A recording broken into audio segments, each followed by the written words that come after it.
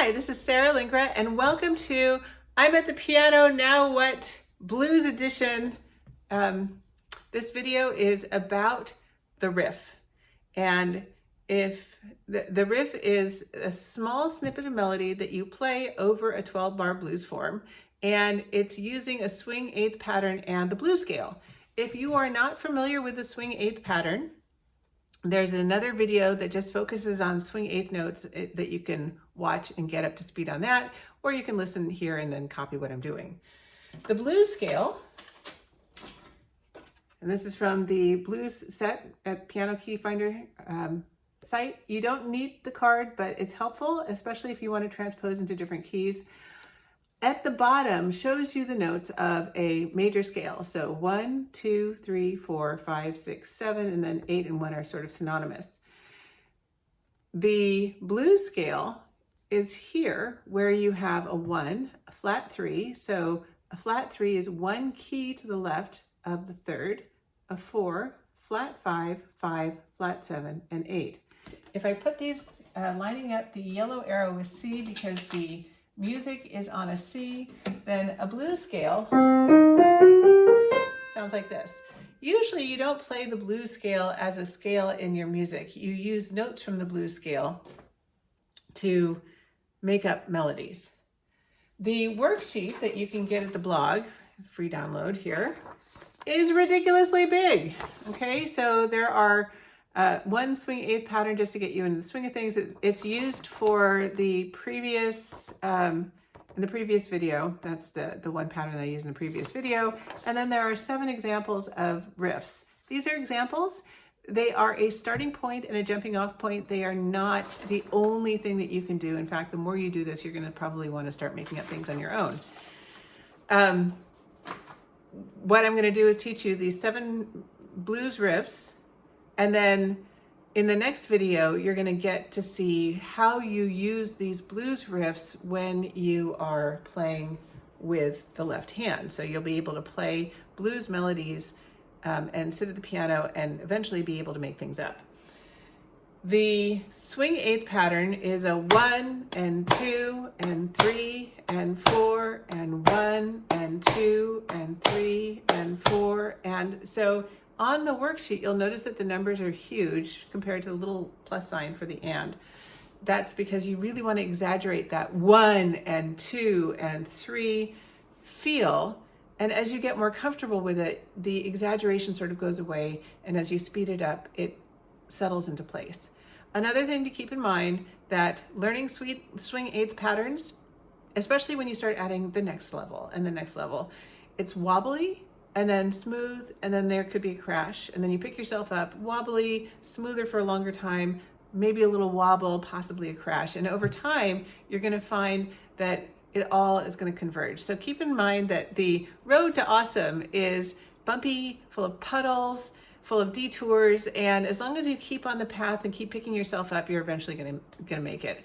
Really common, especially since controlling physical movements, especially fine motor stuff that you're doing with your hands, coordinating it with your foot, your mouth, and then both hands together gets a little complicated. So if you're not perfect at this to begin with, don't worry about it, it'll come. And I can say that because I've been teaching for 30 years and have taught a lot of people how to do this. So the first riff, I'm going to play once so that you can hear it, and then I'm going to play it 4 times in a row, and you can play along with me. And then I'm going to do the same thing with number 2, number 3, number 4, 5, 6, and 7, so you get to hear what these things sound like. Okay, so here's number 1.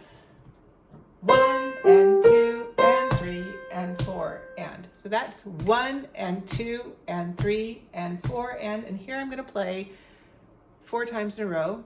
Feel free to join me if you want. 1 and 2 and ready and go, and 1 and 2 and 3 and 4 and 1 and 2 and 3 and 4 and 1 and 2 and 3 and 4 and 1 and 2 and 3 and 4 and. So that's one little riff, 1 bar using swing eighth notes and keys from the blues scale. Here's number 2. You'll notice that similar notes. 1 and 2 and ready and go, and 1 and 2 Okay, so here's number 2, 4 times in a row. 1 and 2 and 3 and 4 and 1 and 2 and 3 and 4 and 1 and 2 and 3 and 4 and 1 and 2 and 3 and 4 and. Okay, the next one is adding an E flat. The E flat is above. We could have done it below, but I'm doing it above. And these are just musical ideas. The more you do this, the more you're going to want to create your own. So number 3, 1 and 2 and, see, not everybody is perfect the first time, including myself. 1 and 2 and 3 and 4 and. So here's number 3, 4 times in a row. 1 and 2 and 3 and 4 and 1 and 2 and 3 and 4 and 1 and 2 and 3 and 4 and 1 and 2 and 3 and 4 and. Here's number 4. 1 and 2 and 3 and 4 and. So you'll notice that the difference on 3 and 4 is that 4 doesn't go low as number 3 does. So here's number 4, 4 times in a row. 1 and 2 and 3 and 4 and 1 and 2 and 3 and 4 and 1 and 2 and 3 and 4 and 1 and 2 and 3 and 4 and. Number 5 uses the same notes as number 4 in a different order with a slightly different rhythm. Sounds like this. 1 and 2 and 3 and 4 and. So here's number 5, 4 times in a row. 1 and 2 and 3 and 4 and 1 and 2 and 3 and 4 and 1 and 2 and 3 and 4 and 1 and 2 and 3 and 4 and. Number 6, C's and E flats. So it's a 1 and a flat 3. And it sounds like this. 1 and 2 and 3 and 4 and 1 and 2 and 3 and 4 and. So it's the same rhythm as the number 5, but different notes. Here we go, 4 times in a row. 1 and 2 and 3 and 4 and 1 and 2 and 3 and 4 and 1 and 2 and 3 and 4 and 1 and 2 and 3 and 4 and. And the last one in this exercise, number 7, is on a flat 5, 5, flat 3, 1.